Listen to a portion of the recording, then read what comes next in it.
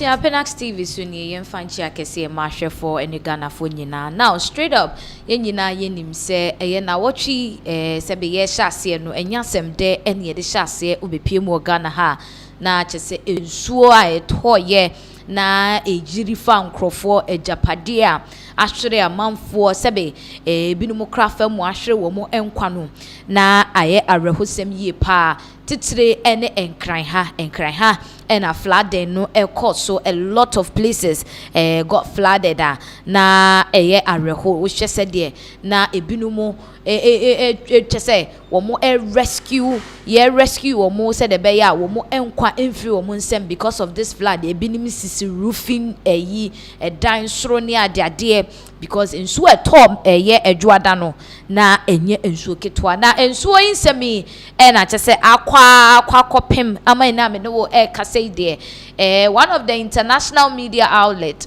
one of the biggest media outlet the international world BBC de ho amanebo abeto mountain so na nsem ni kodru BBC dia no hu say ye mampania na wakodru BBC because usually this big countries they know the presidents and when they yetimi recognize the oman no enso eka ho so on your screens way every BBC News World or say flooding hits Ghana capital killing 13 people with another storm forecast inti a flood anase nsuo etoye ama ejiri afa nkrofo no according to BBC for report eba ne de nipa dumiensa na wo mo afemu ahwere wo mo enkwa na enumu no nso no chese se nsuo ya se ne amawie kura ne chese sie wie da bi afi kura na ye kiremu a nsuo no ne kese ba beto wo Ghana hanum se enti se sempo ene nipa du miensa efri mu dia. The question is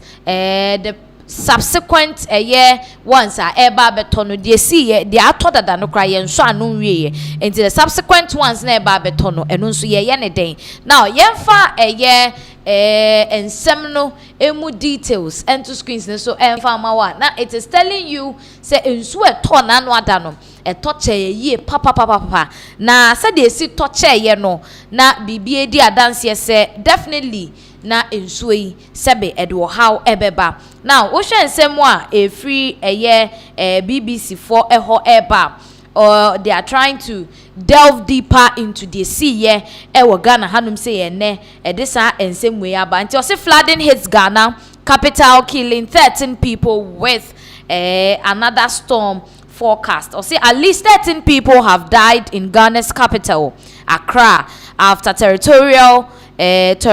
torrential rain resulted in severe flooding according to the fire service which has been involved in rescue effort inti the Ghana fire service eba ne sa no na nadumodi omo ho agim fire service for the omo ho agim che say everybody is trying their possible best said the beya ye betimi a rescue enkofo a omo ho akwa no because ebinum ho no ma ba bia omo tena bia ewo at this point as a result of ensuo na atono enya sem ketwa now say the government has urged people to stay indoors or move to higher grounds as the meteorological agency warned further rain was expected with a big storm approaching from the east into banesano na chese Ghana ban e de abetodwa se uye obi a unim se ba bia wote no se be wote nsuom ana se wote ensukwamu a nsuo ayiriwa ana ohwe a nsuo be yiru pe a pe baabi na fa ho kobo adwa because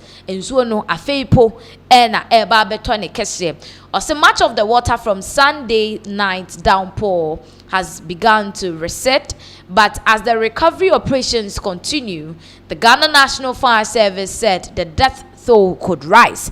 Enti no said the BBC for air canon wo mu pefe se nipa dumiensa say no na ye ka se wo mu afri mu but ebetimi akoba ne se abra wo mu gusua wo mu eboa nkrofo ni ade no we share some of the videos obi wo kra nsuo na fa no kra ba bia be kwa koja na to no ebedru ba bi ebe chekra ansa na bia nsuo ne be twetwene ade ansa ye be kwa ko nse o asomasi kra nsuo no atwene de na koto ha into the possibility say enipa dodo a be fa mu ahwere o mo nkwa no numbers ne be koso no very very high eno ne nsem a the Ghana National Fire Service for the atujwa Now, I'll say low-lying areas were particularly impacted. Videos circulating on social media show homes and vehicles submerged, while many buildings have been destroyed. Intino, wamu asebe, wamu titi biaya, enche deni kokoso ni adie, hono, fem no. Those are the people sebi ensuo ye to ye, etimi yi wamu kese pa. Enti wushe mwa, amanfo fie, cars ni ade midi kan. Ebu otimu se, ensuo no amenia, masebi entokura mpo ananke da dina no, tokura no. Any roofing sheet na yepe. And as you can see on the screens, these are the drone view of some flooded areas in Accra, Odona, Circle, Alajo, and then in Potemuni there. And so ne tonsu ne demu. This is Circle. Into wow, share interchange. Nasi anka Ghana, Dubai. And so Ghana, Dubai, and then suoi. Amem na washa. Timu say dime bebre na enensuo na eden amene afaswa. At this point, BBC chemu said they've recorded about 13 deaths, but then ebetimi akoba say ebi beba beka ho. Now, see, emergency response team have been deployed to the flood affected region, including from the police, fire service, the military, and the National Disaster Management Organization. Enti adwumaku a wo matesi monten so wo bua nkrofo nsu afa wo no police for ka ho bi, fire service for ka ho, asra for ka ho, be hu asra for ni bi no wo te kuduo mu me kire kanu na wo mo fa nkrofo de wo twa nsuo no, fire service for ne bi be no mo de ahoma no mo de asen nsuo ni mu na wo mo sisom no mo guide wo se de be ya they can protect na dumofo nso just to safeguard yenuanoma sebi ensuei amem womo. Now, see, the Interior Ministry said they had been deployed to monitor the situation and to safeguard lives and properties. Interior Ministry no ayera muntaka mumbarakeda no womunso womo yo mafemu de bia se womo betimi aboa na amanfo enkwa emfiri womo ensem ejapade yetimi bo ho ban no so no womo bebo ho eban se de be ya enhwere the owners. Now, see, the Ghana National Fire Service said it had rescued more than 470 people so far. The floods also triggered a major fire at a rubber factory in the city. And said the midi Ghana National Fire Service for air chema. To me, SAV and Nipa Bay 470 as at then. And so on so a toy no, etimi ama eja ato a rubber factory bimwa. What a circle and temu ho baby and also deria now to muse in wusie and never papa just say abusia Monday ne dear nenya sem ketwa wo krodwem ha na mafo bebre yemu hihye mo aha. So that is it. Bra nsuo no ebu afa so afa nkrofo no at that point no na enwusie nso na memframa mutum saa ni nyina no efa kan say eja akoto rubber factory bi mu around circle honum. And so you could realize the sim na no juada ne de abusia na enya sem ketwa ho ama ne bo na say de akwakodru BBC a womonso ede ho report about betum mountain. So some residents have also been trapped at home.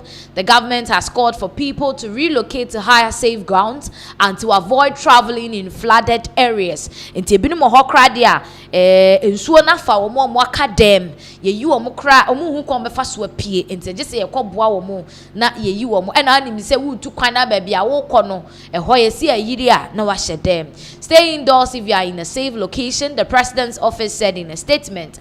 Do not attempt to cross flooded roads, whether on foot or in a vehicle. If your home is being inundated, move immediately to higher grounds and call 112 for emergency assistance. According to Mahama, preliminary data indicated that about around 140 mm of rain descended on Accra.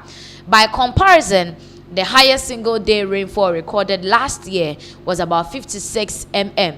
He wrote an X, adding the increase pointed to climate change. International say, "Ensua etoye afi etwemu no, ene de ato afi no, ne de to juada no, na no den pa. Enu nti na ma yehu dia yehu ye ewo eye Ghana krodwema." It's quite sad.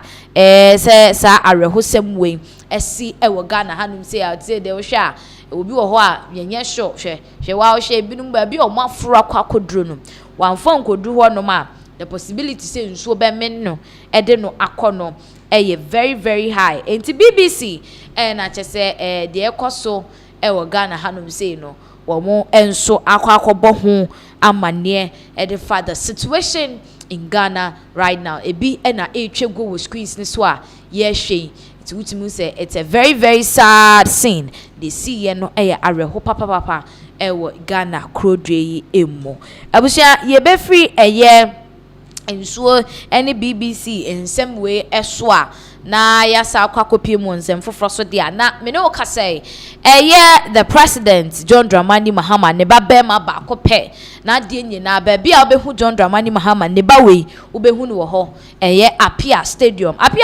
na celebrate den hu nsem aba beto emonten so ne nyina efa nsem bia beto dwa se wonenam na allegedly no wode president John Dramani Mahama ni din de yob emma young guests ewo krodwe mu hanum say na no oba ba akwa ba bonten a waba be expose Apia Stadium kwan bi a wode no afa so ebinum che se Apia we de uya ye too much say no correct say wode mampani din na ade ne nam yob bi wa papa din dia na che se wanya de ebuche ebebo hwi na yakotie ensem a ababa we ede tudwa ede fa Apia Stadium ehu yeba yebeto aso.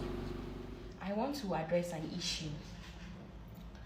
issue that happened last week. I think last week Wednesday.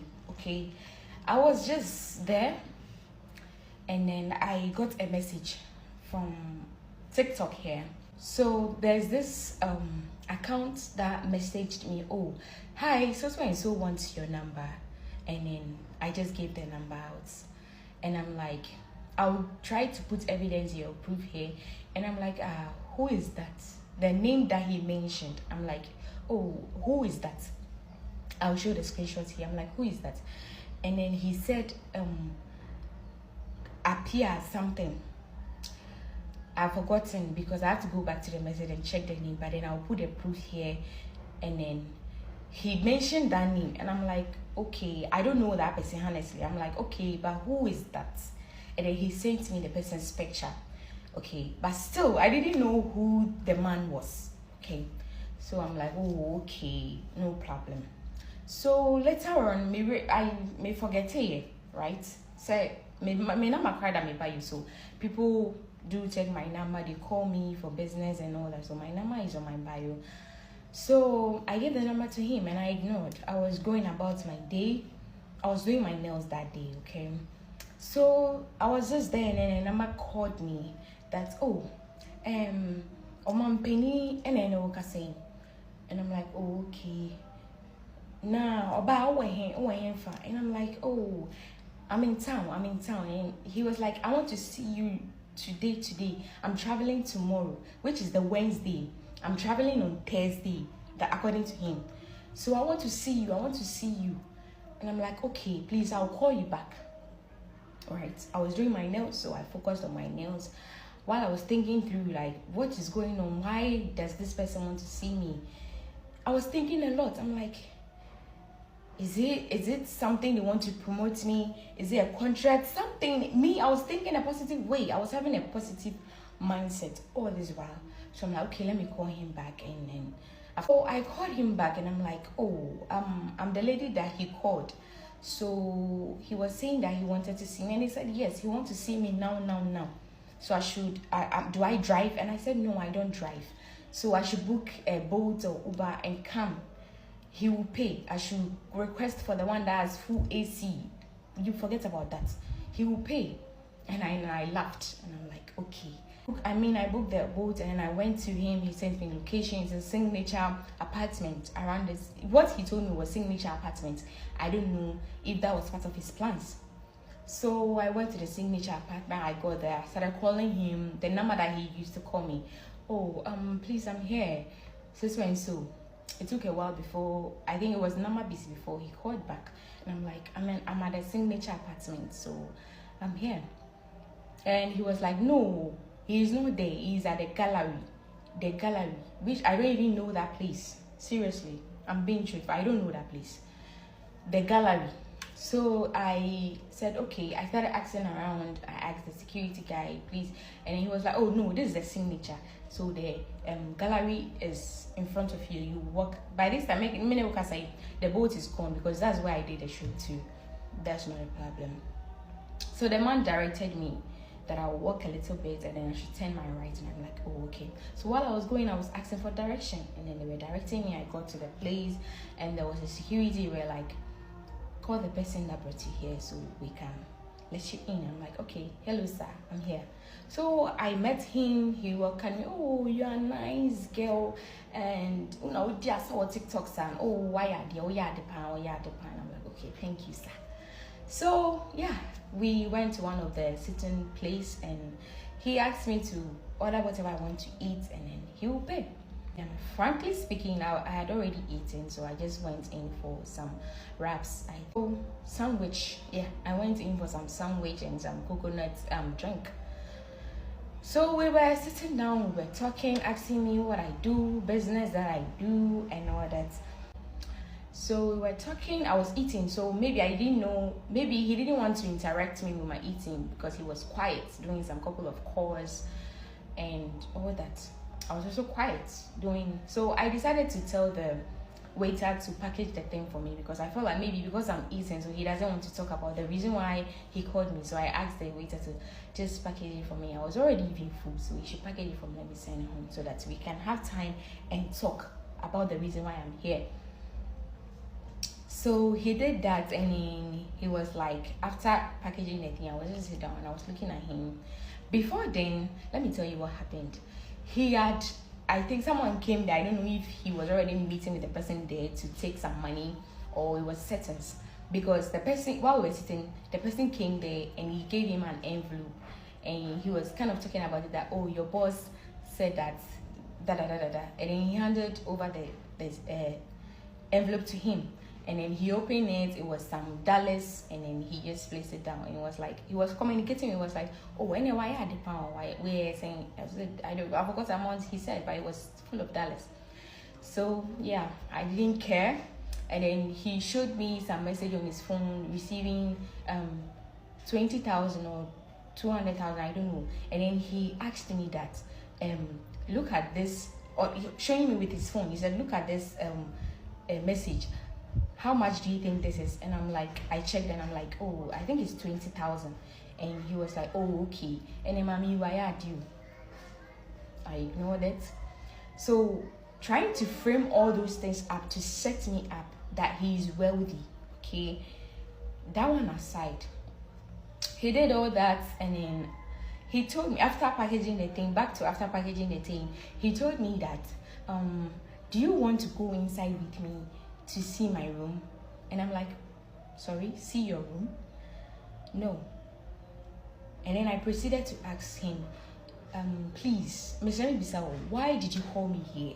Because I want to know if it's business, okay? Not that if it's business, all I was thinking was that it's business. So I wanted him to proceed because it's getting late, I want to get home. It was around 6 something to 7. So I wanted PM. So I wanted him to proceed.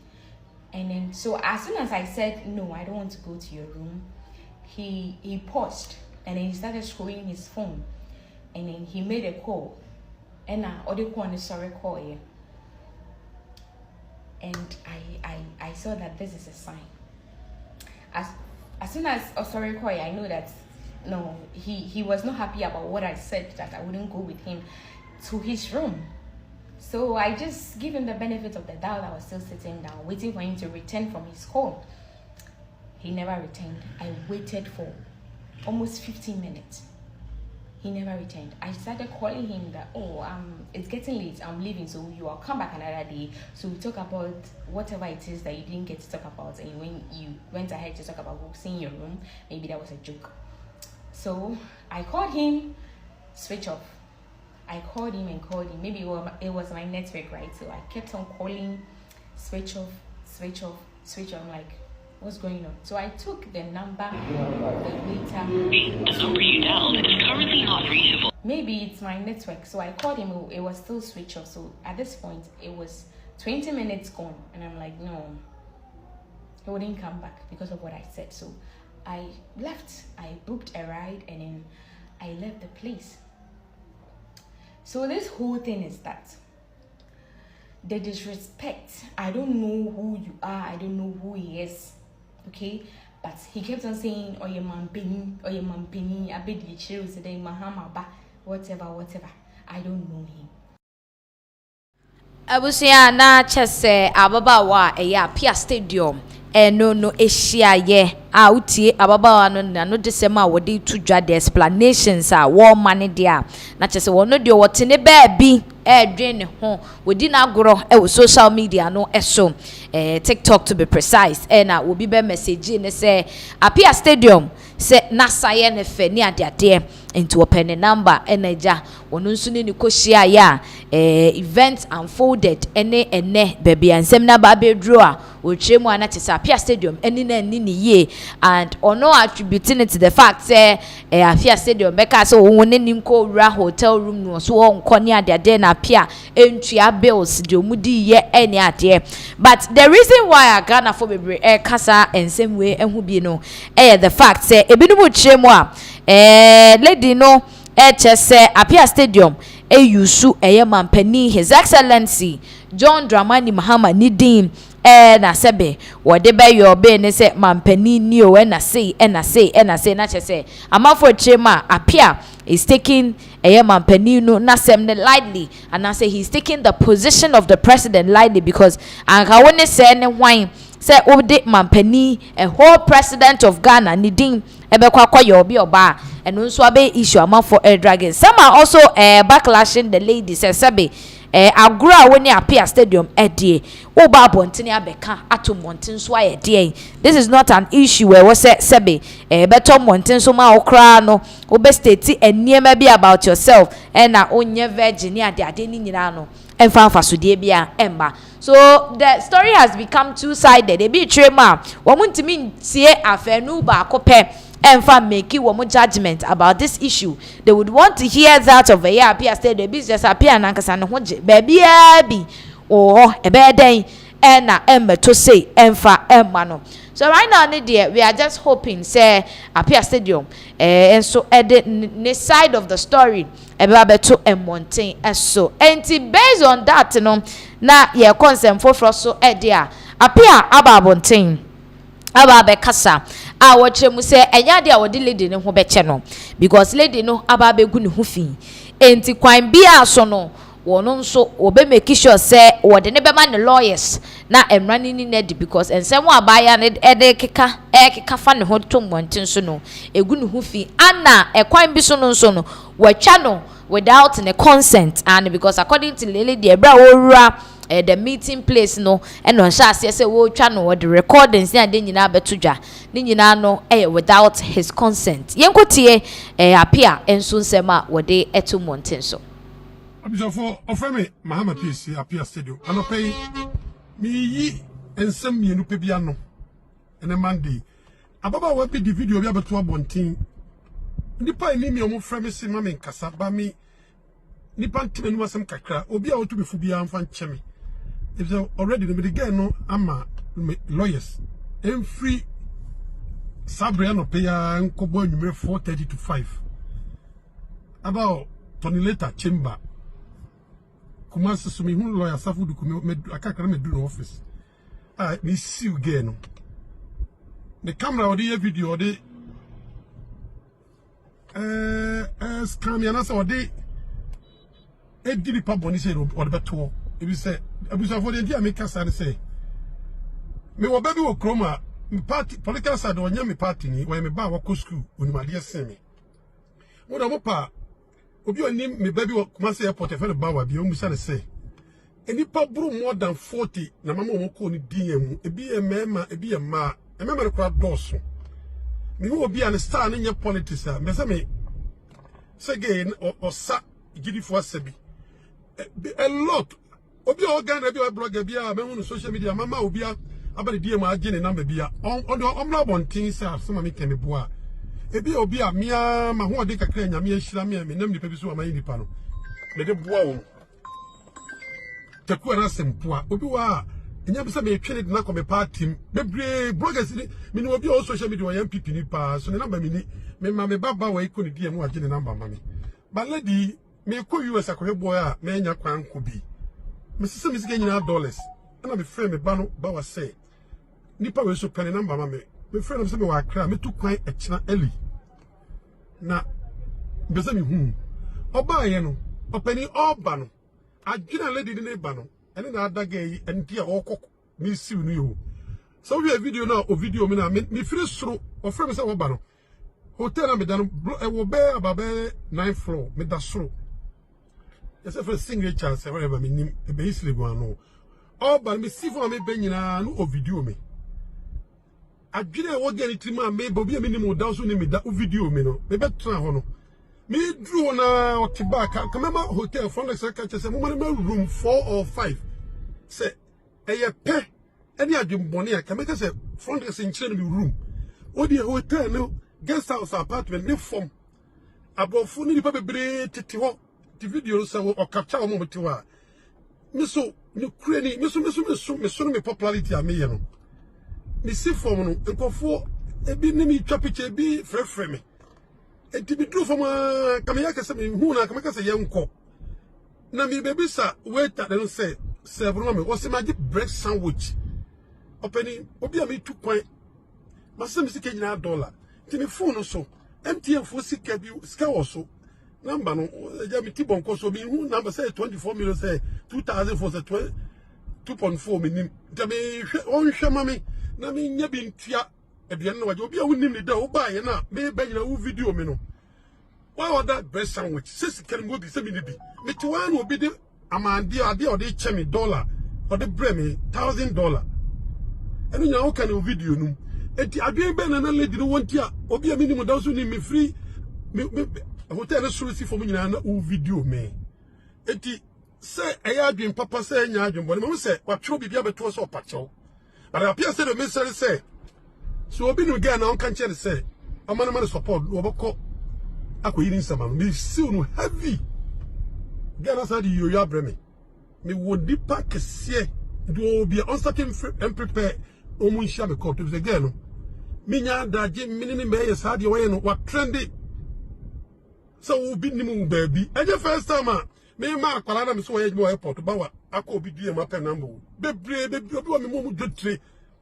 mo lady bi o kama bo kaso a no wo fe pa ni ge ya nya pe obi obi ti ge mi na me ye ko mi ndi daje a me fa no masa da bia mi fi adru mi wan wode pa mi de ko fa ba ndeka me pese me fa na na me ne de twempna e ko ba ya me se ko dex Fl00ds o munche room apia stadium ho ba obi a wo ba hwe obi oni mo ba nyina na wo video me nti entwe na wa twera wo pa che no o do wa no e ye video egu me ni mase video na o twai no Ghana constitution ni nimba bia da say utimi video bi secret nti abi so for the home na apia stadium me da Ghana ni bi ase girl no be share me court asam we enye yi so betima hu santene yewura ebo mu ase santene ko yemfa sa ansem we nko ana enye yi so betima hu president nipa mienu mu kan meti eno kwa ko mu abebre so obi afro wunim no o ba gina na wo video me unya hu ni entiri penu no masem o be share me court Ebusia, that is a year Apia Stadium. President John Dramani Mahama ne babe ma ba ko pe ono a wo hyentia na se no crowd timi so se Mahama ba ko epe. Ono nso nsem a wode aba eno no kiremu a won parroting apology bi mage ne nkotrotro krata bi a wode ne koma ne lawyers isan se wonim de wafom anase de oye ya wanye ne yie ama baba we egu nanim ase wo internet ne so enti kwan ofa so a sebe wode ensem ne betu dwa obi anya bi chefa eka bi no won fa sa kwan so mepa na che onye sa de a ne lawyers for any ni bedi that's what me say this lady is also not backing down na say no retreat no surrender esanse won nso gu so chire nsem ni mu de course so in total say the first one cry there obese obi nwuma boy this is just the beginning we ya hyase enti emu akese no ene wo ba be unveil efa ni meet up with Apia Stadium de kom nyina no amidst the suing ensem abeto dwa Apia chemo obesuwi ababawa yi eme se wonyante yentie ensem ababawa no de atudwa. I was even talking to the boat driver that look at this situation. This is what happened, or this is what just happened. So he even told me that, you know what, I should just message the person who came for the number, and that is what I did. Last week Wednesday till now, okay, I messaged this person, I'm like, you know, this is what happened, and then the person left me that I don't know whether it's your father or your uncle, whoever he is to you, just tell him that this is the amount I've spent on my transportation. Like, he promised he would pay. He should send me that money. That money is nothing. I can let it go, I can let it slide. But the fact that you leave someone there where you personally asked the person to come is because of what you requested and I refused. And I'm not a virgin. I'm not a virgin, so it's not about sex. Now, so what Johnny Pano is hono. Most men go about using women because they will show you this. I have this is my house. I've built this. They end up using a lot of women, right? That is what I am against of. I saw him holding more than one phone. He was having like 2 phones. He could have equally used another, if intentionally phone neduma. He could have equally used another phone. Oh, about patro me ye call me gusu ye call me timeba. It will frame me other line as we maybe I may number phone into meba. Or equally, maybe you don't want to do anything with me because of what I said. Equally, just put some money on the table. Use this for transportation. I'll talk to you later. Then we would have forgotten about everything. But for you to leave me there, imagine if it was to be someone who does not know their way out. And I said, oh, need car the car. And I said, I called you send you a baby. And their car, their best shower, and then you end up dumping the person there. Who knows? Even if I had done something with him, who knows? It would have even gotten somewhere better. Who knows? I would have even gotten something out of that. Right? Maturity. I thought you were mature. This is nothing about maturity. He's equally matured. He should have handled things better. Switch off. It will go. It went one time and then he hung up and then it was switch off again. Equally, you would have solved this simple, and no one would have heard about any of us. I'm not here to drag him. I'm not here to spoil anything upon him, right? But he would have done things right. And perhaps, who knows, he has been doing this to a lot of women. Because this is a sign that this is not his first time of doing that. Abusia, according to Ababawa ya woni Apia Stadium enya idie enya about dragging enye se bia wo pese ogu Apia enimu ase anase bibi nanso osha ase se wo frefra Apia na nko mu settle eyi no won kat ne ni ade na wo pick ne ko a ke bia se mi won beka no kokoam a emeton mountain so entutimu se the threat of suing this particular lady by Apia Stadium is not moved by her or no emfa ne ho kra ne de ne say Apia eni na ndi ni ye ene wa ba be ka ne nsem e de ato mountain eso e bi just say this is showing the kind of life penimfo a waga na krodwem ha ebi no mo ene emaba wa edi wo krom ha because we've seen a lot of people dance on social media when who obi an kase na say I mean professional dancers kra as such. But ababa we asabe no say ya say fenti enkoje ne number mbre wo be test ye na mampani nie ni ade ebi so chemu a ababa we sebe eye waye kakra ye wontwa so na sa ena obi koye bi wo krom hanum say ya ekowi ase no wa lusu case ne poto wo court enti erese de ensem no ebe amfodi asi afa now yenko back to the flood issue so Ghana Krodwem ha na no ejuada ensem akwa aba the aftermath of this flood no abrantie we trend papa Ghana ha say ebonowa sahwefo be kai ebonowa ene be hye nkom anase wo de beto social media so say rapaholic ada be rapaholic no ensuo beto ene ade December into obo ark o se de nyame so mo ark mfa ende be ye nsem bebre ma brante me no kase ye che no na ebinu ma hyase e kase wo mo de ebonowa ebo kwa akoma no na me se na no juade nso etoye a ejiri ye fa nkrofo fie nyapade ankofo ahwe wo mo enkwa wo mu no eno na me se ebono wa hu ya wo beka ya se be Ghana fo anye den anyandi anyani honhom enani ya ba wie ba bia ye droi ene nsuo amuni ebu akamfa so afa yen ase ye japade na ne nyina mu no nsem we koso no ebono wa nso aba be kasa wo kire mu se mi hu yanko na nso na ka kire sa so hu ye kan ye se nsuo yi wo hu ye kan yo but Ghana for ya mfa ne serious se on she coach emmo clerical they say yen asofo a ye do mo achinte no we didn't take him serious and then ye ne nsuo afa yen e won kran ha sei ye beje bre na yetie ebono wa said wono akasa to nanum suo e de nsem we etudwa. When we talk, you don't listen. Because I am not your pastor. I am not your prophet. I am nobody. But God said, Ebo, go and tell the people that it will rain. It is going to flood. I said it. And I was arrested. No problem. No problem. But now, see what is happening. See how people's properties are being destroyed. See the lives. I'm very sad. You want your pastor to say it before you believe. You want your prophet to say it before you believe. God can use anybody. I have seen it, and I said it, and I was arrested.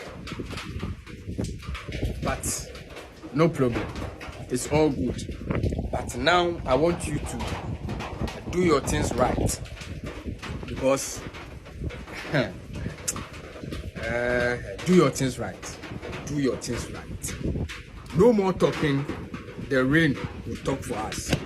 Still, the name is Ebo Noah. This coming few days, this coming weeks, a lot is going to happen. And please again, do your things right. God bless you. Ebo Noah ena wakasa no na chese wo kiremu a ye ne ye kasa yentie ane bra no ne ye kasa no yentie afa kura ena chese agro no ba be so e de ama ye ntinke ye ne yetie na ena ebinu busa se Ebo Noah ntie tie wo no ak no wen na wo akasa wo kasa na nim se bre we nsuo edwoada we nsuo beto sei mamo my trende on issues like this and the ultimate say ebinu matete diama na panya sem ketwa. Others are also of the view say bia na some warning signs bi ni yame eyi kire Ebo Noah and Ebo Noah nso na wode ye fedi ode ya agronti ne yenso yanye den ye hu ni sa but Ghana for bi no nso atiesi mampani John Dramani Mahama eso ebinum de sobo ne bono wo nsuo ye to ye ya assess japade ama ebinum ahwe wo nkwa. Now you be wondering say what exactly ena mampani aye enu ntinu sebe wo bi be decide say wo be keka na dwene de a kire a whole president of our land. They are the only people who nim the entia. They are blaming our president for the current situation of rain disaster esi ewo man Ghana mu ha yenko na yenko tie ensem a ebinum de atodwa with regards to this flood so ewo nkran ene other regions ye ba ye beto aso what flight mu na why say unkun wo ba ye circle asha many times unkun wo betena so circle asha many times mo sie na ntwie baku 32 wasase ase simply because by hook or crook ese obedi ade ase edi nketia ye ni pese sami jemfi sam George di asem no manka sa flooding we de ye hu bida e wo mse ye tonsuo pa nsuo to awe de broso nkuwa obaye wonkuwa obaye amagana bre yamana mosie no doso amagana wadi we chese we dimi ankasa nkuwa obaye yakwaka yesi man ka say we hu wuti flight wo yo ba man ka say wo fa car nanka wo nanti Ghana asase so nanka wo beti pen won say warehouse kura ne amefa nsuo fa ne ma wo warehouse ama nsuo nkrofo so gina mu yidi o mu pe don komi no ade bi wo papa ye nye nso wo de also be ye wuti so wuti play mu e na wo check 24-hour economy man wo check 24-hour market a obesi mamba omu kofi omu hu be bonti no ma akojare because omu ko dufia omu kunu nu be ka so omu jare omu hu bon wo ye ma mic pe na be nonsense so be koto da be na be start with central region obi a be start to obi a central region kan ko pe be tena se to be na we ko isi oto kan ko da lodi na nche nkran sa Beyonce ni nche na nipa ndwene no so we hu wuti ha what's one for my your friend say and when for nye adwuma no wo de be man krofofofo one for my assembly one for my sanitation bio anya wa sa sanitation for this sika yakwaji loan na breast sanitation for one for nye hwe na wo ba obeje fi sanitation for na wo je ye no anya wa sako hwe no sako shi tatatata nshi otonso na baby shi hey who ya dio nkwa ho ba eja hihie hey Mr. Pad unya ba perfect intro esa utapad saka wide udu se pad na na be ye bibia ma ntu tukwaso no wakisin nwe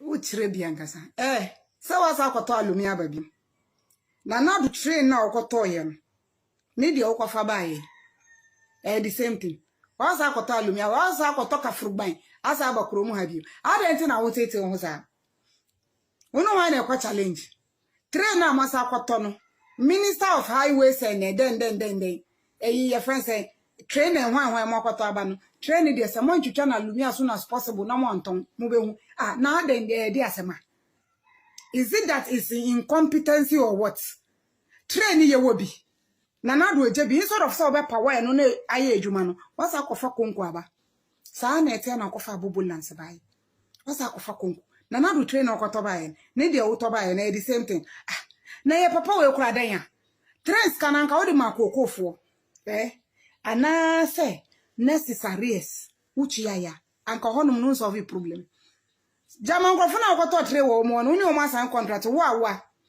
kakra be de tire mu be chedi afa oti nwie mu na wa yesi ade o ma me ye kura wo de flight chopper ne ko helicopter me ba be kasa helicopter na wo de ko ye e be de na won ta wiem na won hwe Ghana de ekoso nkofu ye adwuma wo ba wa beto se o mu sanitation from Ministry of Sanitation o mu ye wo also we je fi o mu nsem 1 year 6 months ni you see Accra for yourself company na boka Fl00ds afane ma nkofu so gine mo yi wo Mahama wo pe Wally Van Dam he never seems to amaze nipa daseni ana wo tu bail mu light bail wo tu water bail mu ade ese wo ye wonye tray ya wakwato aba tray yeri kwasesa de yeri kwa fa atokukutukutuku na ye kwa fa de wonni ano to ye no is it force I say wo pesa woni MPP for woni ye challenge is it force sika na ye hia de aye ade na nya nu ne hia asa akofa konko aba mebwa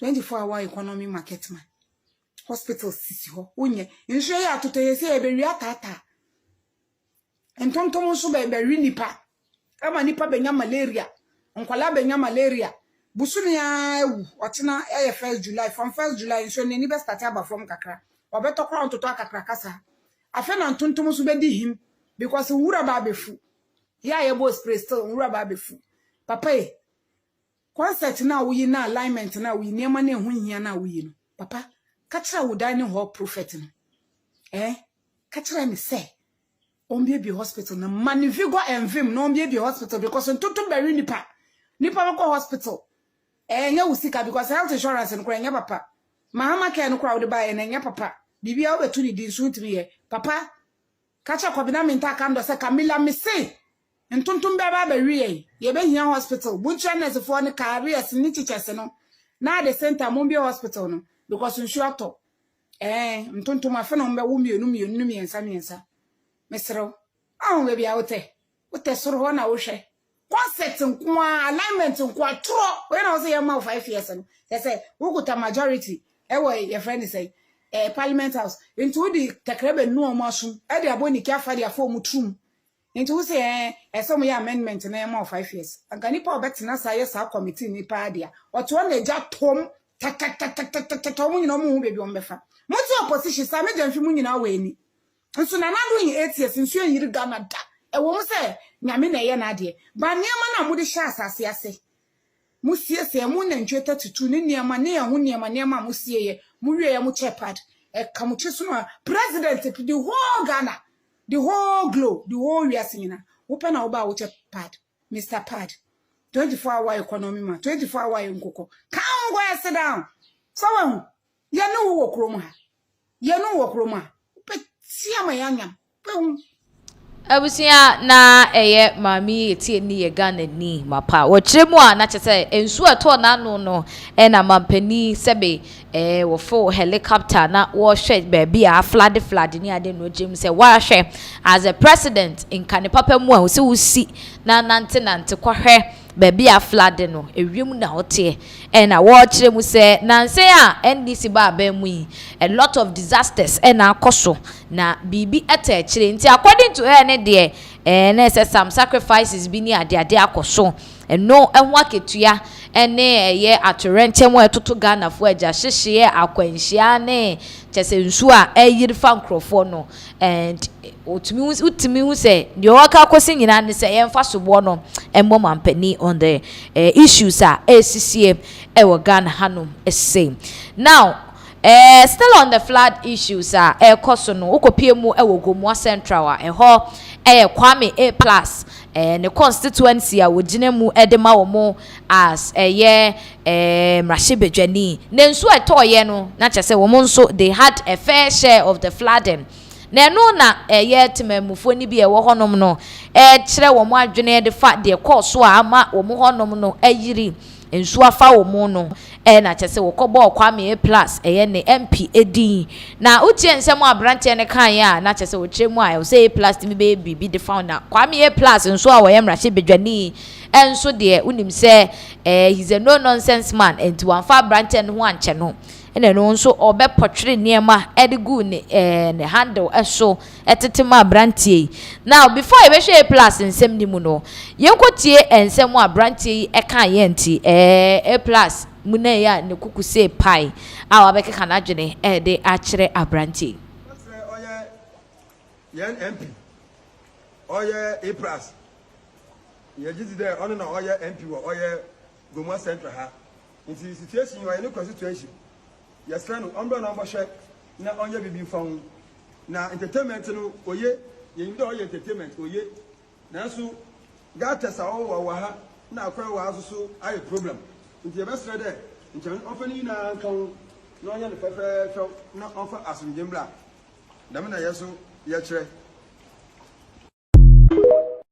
si abrante no na yeti nsem a wode tu dwa na chese waka kosi se A+ na ne MP nti wontwa na ni mehwe wo mo se de nsuo ne kona de obetimi aya afa ho no wo mo entimi enye now yen share response a free men kan say when you potential mpo an MP of Gomua Central Kwame A+ ane